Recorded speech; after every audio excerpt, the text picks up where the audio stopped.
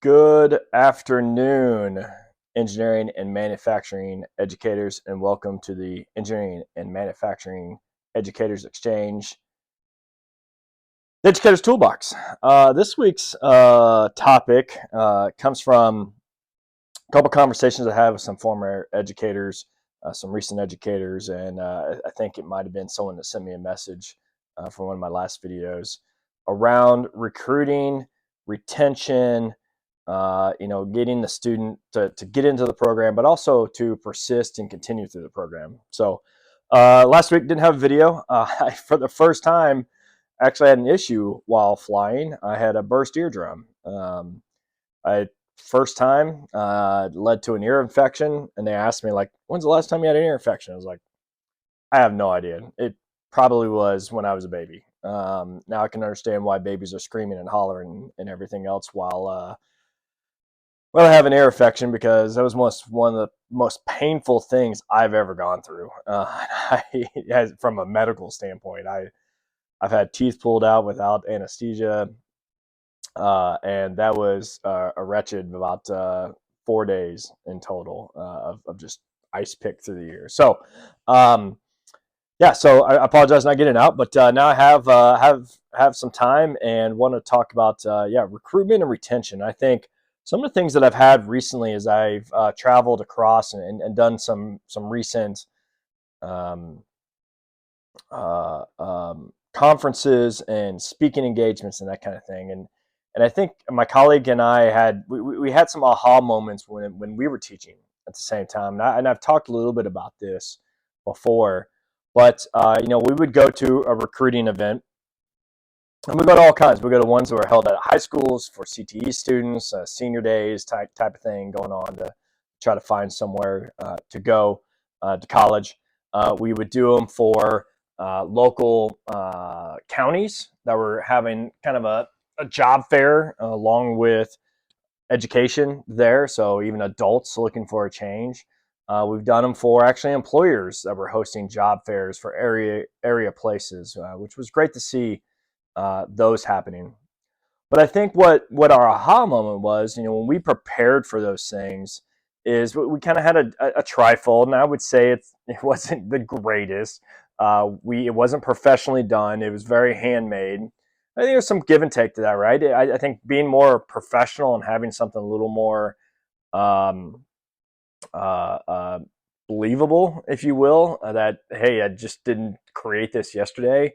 That was some of our first trifolds and some of our first stands. It looked like we created the night before in a rush to finish a school project.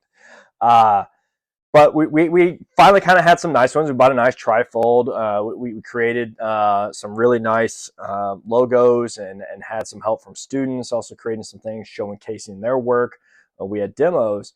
But one of the things that we would do is we'd bring a 3D printer or a set of 3D printers and have them printing and showcasing the technology and talking about these new things. And when I went to recruit, it wasn't always just my program, because I happened to be a program chair and also an assistant dean there.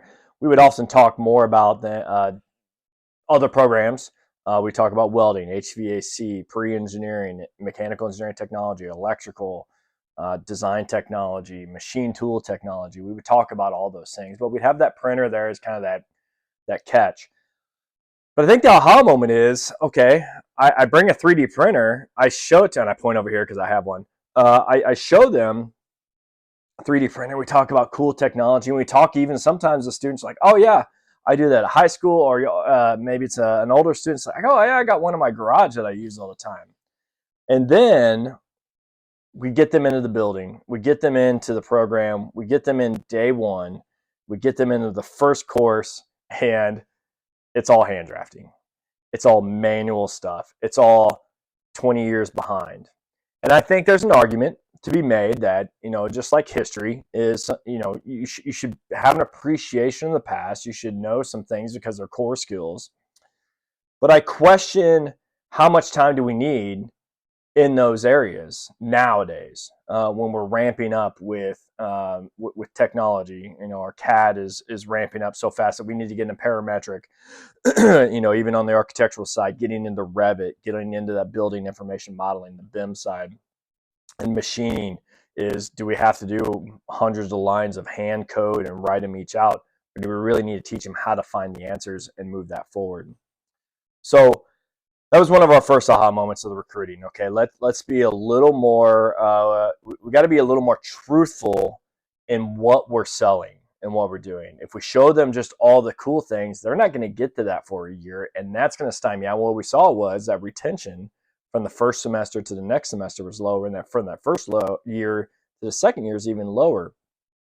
But mainly, we looked at that first and second semester because once we got them into that second semester, we knew that the courses were more entertaining, were more fun, were more enjoyable because of the concepts and the technologies that we're using there. But from that first semester, it became a challenge. So we looked at that. We also did a good job of understanding, okay, how do we talk to our students when they first come in? A lot of the students that we had were first generation college students. So when we said bursar, financial aid, or any of those kind of educational terms, there was confusion. They weren't sure where to go, and once they lost that, and they're like, "I don't know where to go," they're probably not going to go. So we had times where, luckily, we were able to get some funding. I believe through NSF grant, could have been through a local grant as well, or one of the community college associations grants. But we had the ability to hire some people, and I think even some of them were interns at the time, but they were kind of our handholders in essence. They would literally, physically take them to where they needed to go. Hey, this student has an issue with bursar. This student has a financial aid issue. This student has an issue with something else. Can you help take them? And we would take them there. And I know that's an extra step. And we say, well, they got to do it on their own. Well, if we're teaching them all this hand code and hand drafting, why aren't we hand holding them at the same time? Because we're kind of saying the same thing, right? That they really need to appreciate and have help with everything. It's more of a personal rant than anything, maybe a soapbox to go on. But we would get them there where they needed to go, and then we'd help them figure it out. I think the other thing is allowing them to somewhat choose their own adventure at times. So we would have some classes early on, especially as we were rethinking our program, but not everybody would do the same project the same way all the time. One, that kind of kept us a little bit more entertained into grading the projects. It created a lot less monotony of grading the same thing over and over and over and over again. I was big on, and so was my colleague. We were big on, giving them enough personal information to understand who we are. Again, we didn't divulge a lot. Some students maybe a little more than others, just because we got to know them over time. But we wanted to be a person. We were there to be a coach. We were there to give them the information to be better. We weren't there to chastise them. We weren't there to be big and bad because I know everything. Because a lot of times I didn't. But we were there to guide them to become a better student, a better person, a better worker, a better citizen there. And I think if you keep that in mind, that helps in that first semester, that first time of, yes, if you're teaching high school, there has to be some of that. Hey, we got to lay down the hammer. They got to know who the boss is. We got to challenge some things up front so they know that. Even those times, getting to know those students, because they're usually, if they're in the tech ed, they're there for a reason. They're there for a purpose there. So they want to be there. So getting to know what they want can help us better understand how to coach them up. I'm a big believer in learning from them as well and understanding who they are. A lot of times I may have not, I'm terrible with names. I recognize a face. I know a story every time I see that, but for whatever reason, I just cannot remember a name to that. So being able to say something like, how's your daughter doing? Or, hey, your dog, if I remember right, had something going on. Or, hey, how was that job interview that you went on? But we got to know and got to understand who they were as people. And, it's easy to do when you have a class size of 15 to 20. It gets harder to do when you have a class size of 30 or more. And I know some places have, 40 or 50. But I think if you can kind of group, figure out some students within that spectrum to get to know them a little more. And I think other students start appreciating that, and you can start learning those people. Uh, from a persistent standpoint, one of the things that we did is we had quite a few check-ins and also an open door policy. So our students could come to me at any time to ask where they stand and where things are within their program. And I would have students take extreme advantage of that, where it felt like they were in there every week. I'm going, John, it hasn't changed from this week from last week. It ain't gonna change within a week, bud. Or we had the ones that were like, okay, I haven't talked to anybody for a long time. I need to talk to somebody about where you're at. But having an uncomfortable conversation, but with answers, is key. So we would have these uncomfortable conversations where students are like, hey, I think I'm ready to graduate. I haven't really talked to anybody. I'm like, we have told you in every class you should be coming to myself or an advisor, preferably myself as the program chair, to see where you're at in this program. And you're just now coming at the end of year 2. And laying that out there, and then also saying, hey, unfortunately, I've looked at everything. I've tried multiple ways of doing it. You can't graduate. You need to take this class, or you kind of done wrong here by taking this math instead of this math. But I would do my due diligence to try to work within the system, within the protocols, to make that work. Sometimes we could find a solution, sometimes we couldn't. But I think the biggest thing that I had found was being honest, being upfront. That spread throughout our program, and students understood after a while. It took a few semesters for that to build, but students after a while knew they could come to myself and my colleague Jamie and really have an honest conversation with us, and they knew they were going to get the truth. They weren't going to get when they're going to be beat around the bush or kind of like, we don't know, let's see what's happening.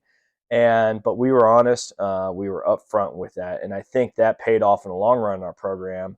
That when new students came in and talked to and collaborated with other students, those students that have had us for a semester or 3 say, make sure you go talk to Jason, make sure you go talk to Jamie, make sure you're asking questions, make sure you're getting to know them, understand they're going to do everything they can in their power to make things work. And sometimes we just couldn't. I have one of the greatest stories, in my opinion, in my career, which was a weird kind of scenario of things, is I finally taught our or at the time it was our capstone course, but it was a high level engineering type course at the end. I hated that we kind of backloaded all this engineering stuff in our design program, which was all CAD. Later on, we shifted that. But in this course, it was probably my second or third time teaching it. I still wasn't great. I still wasn't comfortable with how I basically took what the other instructor did and tried to model that, and it just didn't fit me. So I was trying to manage that and change as we go. But I had one student that was constantly raising their hand, had every answer, was always trying to outsmart me a little bit, or kind of go the next step. And maybe I wasn't ready for that. Maybe we just weren't there in our timeline of things that we were teaching. And I noticed, and I'd heard from a few students, that they were getting highly irritated at that student. And I think this has to do with persistence, is why I'm telling this story, is that you've got to identify these challenges in the classrooms as well, because those things can fester and start really causing chaos internally without you ever knowing as an instructor. Luckily, again, when I built enough rapport with a lot of the students that have built up there to that class, for them to be honest with me and open with me and say, hey, Jason, this student in here, I just can't. We're having a hard time as a class with him. It's just too much. We try to do, and we doing these group projects. He's used pain in the neck. He thinks he knows it all and tries to do everything and ends up being half right half the time. So I pulled the student aside after class. Says, hey, I'd like to talk to you real quick after class. I think he was kind of caught off guard. I don't know if he's ever been told or really kind of been called out. But what I found out was, funny enough, is I'd recalled from our kind of intros that he was former military. And I asked him, I said, hey, I, how was your military service? What kind of things did you do? What part of the branch were you in? Just trying to dive in a little more, just to understand him. And before I could even go on any further, and before he even answered that question, he goes, "I'm guessing you're talking about why I'm such an ass and can be a pain." I said, I was going to get to that, but yes, I think that's not what I'm saying you are. But I think what you have is you're a very aggressive student and want to sound right all the time and be right all the time and trying to one up the things that are happening within the course. He goes, unfortunately, you're not the first person to say that, but you're the first person out of the military to tell me that. And that was kind of a big aha moment for me, is that, a lot of these students that are coming in from different schools, from different areas, different programs, different things is, you know, often we're just trying to get them on to the next thing. And when we're not there to be an actual mentor or coach with that. And I believe this might be one, I might have had one other meeting. I think I had a follow-up meeting with the student a few weeks later. But we had a good, I think I stayed till 11 o'clock. Our class ended at 8:30 or 8:45. I think we stayed till about 11 o'clock just chatting in my office and kind of talking about, how can we manage that? How can we do that? Is there a signal you can give me telling him that, hey, I have this itch that I want to say something about what's being said? And I think we came down to him kind of stroking his hair like this. And I knew he wanted to say something. And what we agreed on is, once I got to a point where I felt it would be comfortable for everybody to kind of have a discussion or maybe share an experience, I would then call on him personally and say, hey, I right now I forget his name, but Tom, what do you think about this? Where in your military experience, how is this transfolded? And what I was doing was prompting him to think about how to tell the story differently. I was prompting him to get him to a different spot instead of sounding like that arrogant student, that know-it-all student. That's getting him to a different spot and how to answer that. And I think in one of our follow-up, or the follow-up meeting that we had afterwards, he was very appreciative of that, and even stated in that meeting, because it was that follow-up meeting, which was, I think, 3 weeks later, that his wife even noticed a difference in him and how he's answering questions. So that's kind of one of my prouder moments. And I say that story not to brag, not to say that, hey, I know everything, because there's many students that have not agreed with and have gotten into a little bit of conflict with. That's few and far between. But I think the biggest thing is understanding and seeing what's happening in a classroom. Though it may take effort at the beginning, the translation and the things that can happen at the end and for your program in the long run are just more beneficial at the end. It allows for more recruitment because people really start trusting you. They understand you. And then the last thing is, persistence is, they trust that you're there for them. You're not there just to collect a paycheck and be in a room as a talking head. You are there for them as a student. And that's how we changed our persistence um, and recruitment, is that trust factor, and that we are humans. That's part of that. And I think, after year 3 being there, I think when Jamie came in, making that change around year 4 of being in the program and kind of getting things shifted, we saw, I think it was like a 15 to 18% increase in our recruitment, and another 20 something percent in our um, uh, um, persistence to the next semester. And by the time we got to year 7 or 8, I think in that time frame, our recruitment had grown to where we were maxing out every year as new sections. So we typically maxed out with about 3 sections of our entry level courses, and that was roughly about 40 to 50 students. And then our persistence was very high. We went from having higher level courses of 6, 7, 8, 9 to 10, 12, 15 students at that time.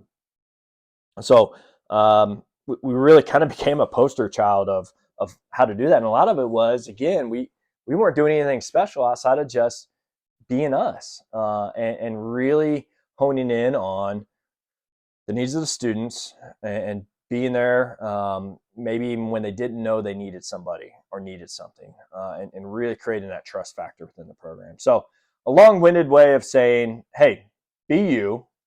Make it enjoyable, make it fun, make it real. If they find you as trying to fake it and be fake, they're not going to have that trust that I think is number one in there. So." Um, I'd love to hear your feedback on that. I know some kind of traditional educators think a little differently. I'm okay to have that conversation and a little debate about it. Um, I think some new teachers are trying to find their way.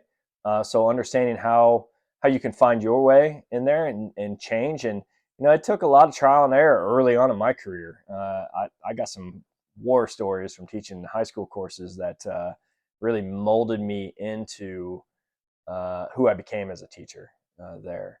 So, yeah, let me know. I'm really curious to hear how you're managing the classroom, how you're creating recruitment opportunities, getting students into your program, how you're making them and allowing them persist from semester to semester, and really growing your program. So, again, thanks for a little rant here, but always excited to share my experiences, some ways of maybe rethinking and reshaping. So, other than that, have a great week. I'm off traveling. We're going to test this year this week in the plane. Feels good. So we'll see what happens. And again, hey, the educator's toolbox, we're just going to put tools in there, things to think about as you go. So I appreciate it. Have a great rest of the week. Talk to you later.